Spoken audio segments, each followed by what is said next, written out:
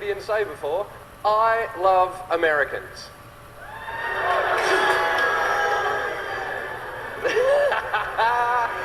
Thanks for going with me on that. Honestly, I reckon Americans are the most optimistic people on the planet. I reckon only Americans would name their children after personality traits they hope they're going to grow up with. Just see Americans on the street with their kids going, oh, Faith. Faith, have you seen Hope? Oh, yeah, she's over there with Charity. They're waiting for Honor. I'm Australian. Can you imagine an Australian guy naming his kids the way he hopes they're going to grow up? G'day, this is my son, top bloke.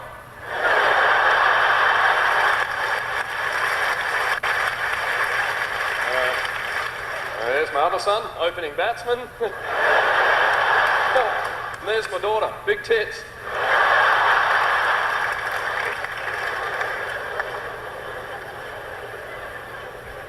I think only America could have given us an Olympic female swimmer a couple of years ago by the name of Misty Hyman.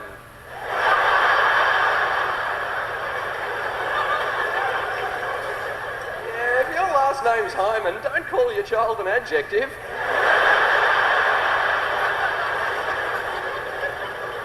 Parents must have been at the birth going, well, our last name's Hyman, what should we call our daughter? I don't know, how about Misty?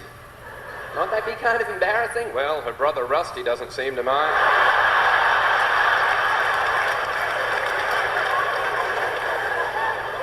Ooh, good thinking, Dick. I did a show once, and this American woman came up to me afterwards, and she said, you know that joke you did about Americans and their names? Yeah. She said, well, I'm American.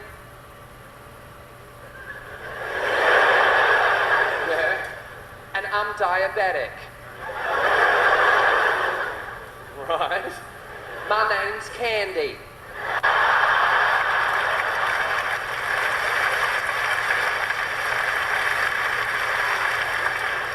You know what's great about travelling is it doesn't matter where you go in the world, music will bond you with anyone. Only age will separate you. I'll give you an example. You can tell people that grew up with music in the 70s just by doing this, just by seeing who responds to this. Oh, ho, ho. Nice work, bit of kung fu fighting, well done. There's usually 4 blokes up at the back at this point going, Hwah! And occasionally a woman in the front will go, because how bad were those lyrics? Everybody was kung fu fighting. Those cats were fast as lightning. It was a little bit frightening. They fought with expert timing. The last one should have been on really shit at rhyming. Right, it's just 80s people now. This is just for 80s people. Take on me. Oh, okay, all right. I'm going to see if there are any 90s people in the room. Just everyone put your hands in front of your face, see if you're about to clap. Just everyone. This will test 90s people. So no one told you life was going to be this way. Okay. No movement at all from down the front there, was it? Do I have to go back a little bit? And there she was, just walking down the street singing.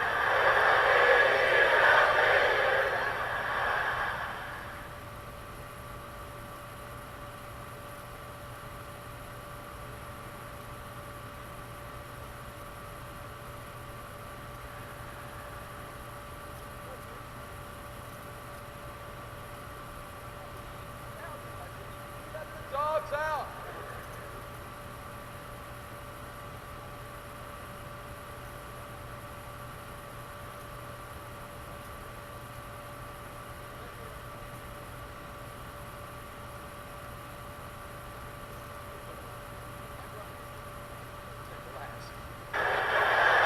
Shoot life, don't worry, be happy. Of the 80s, I grew up in the 80s and I loved it because it was an era in which you could take a positive musical message to the world. I grew up in Australia wearing a shirt that said relax. Shoot life, don't worry, be happy.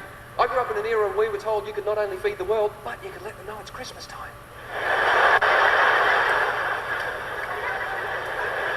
You know what, there's more obesity in America than any other country on the planet, and I reckon I've worked out why. I reckon it's because in 1984, a group of British and Irish musicians put out a song that told us all to feed the world. And then a year later, a group of American musicians put out a song that said, we are the world.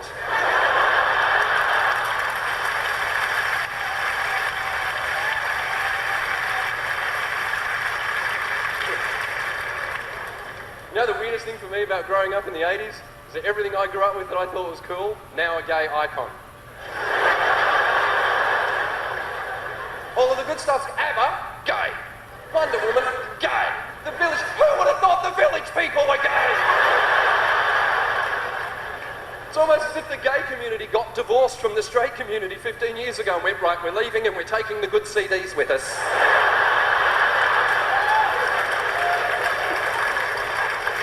Got Frankie Goes to Hollywood, Kylie Minogue, Duran, you can keep Europe.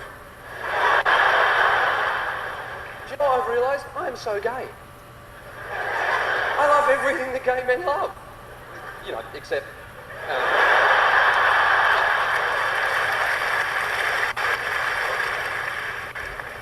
You know, I can never understand why people object to gays in the army.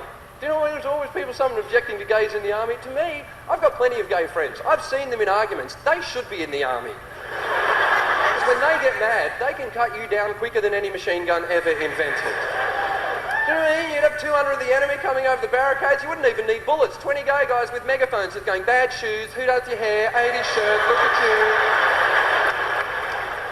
Tell you what, if there were gay guys in the army, Saving Private Ryan would have been a hell of a lot shorter film. There's no way a troop of gay men would have taken 3 hours to find Matt Damon.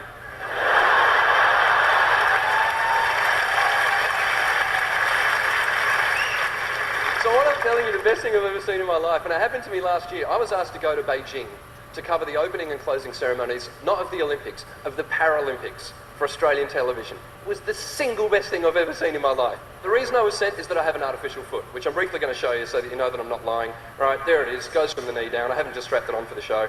And the best bit about having an artificial foot is watching people's faces when you go through airport metal detectors. I went through Heathrow Airport 3 days after the September 11 attacks in 2001. The reaction of my foot was hilarious. Everyone's on high alert. I walked through the metal detector, beep, security guards come over, right, put your arms out. Come on, put your arms on, I put my arms out. He started to pat me down. I was standing in Heathrow Airport, he's going.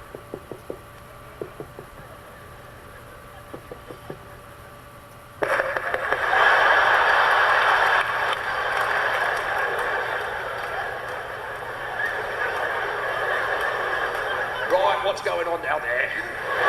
And all I just went, oh, it's an artificial foot. And he went, oh shit, sorry mate, go through. No, just go through. I'm thinking, well, check, there might be a knife. No, just go mate, just go. With a look on his face of, I don't care if the plane goes down, I don't want to offend a spastic. Just go, for God's sake.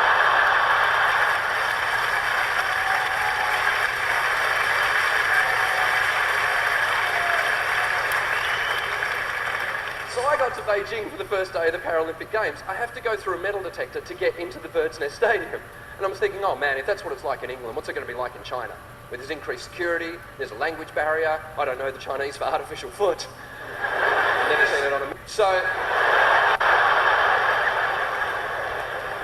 I walked through the metal detector, beep, Chinese security guard came over. I thought, I'll get this out of the way early, and went, oh, it's an artificial foot. And he went, okay. You can go through. I went, really? You don't want to check it or anything? And he went, okay. You can go through. I thought, I don't think he knows what I'm saying. So I went to lift up my jeans, and he went, no. Thank you for your cooperation. Welcome to Beijing. You can go through. And as I walked through unimpeded, I thought, why was that so easy? And then I realised, I'm at the Paralympics.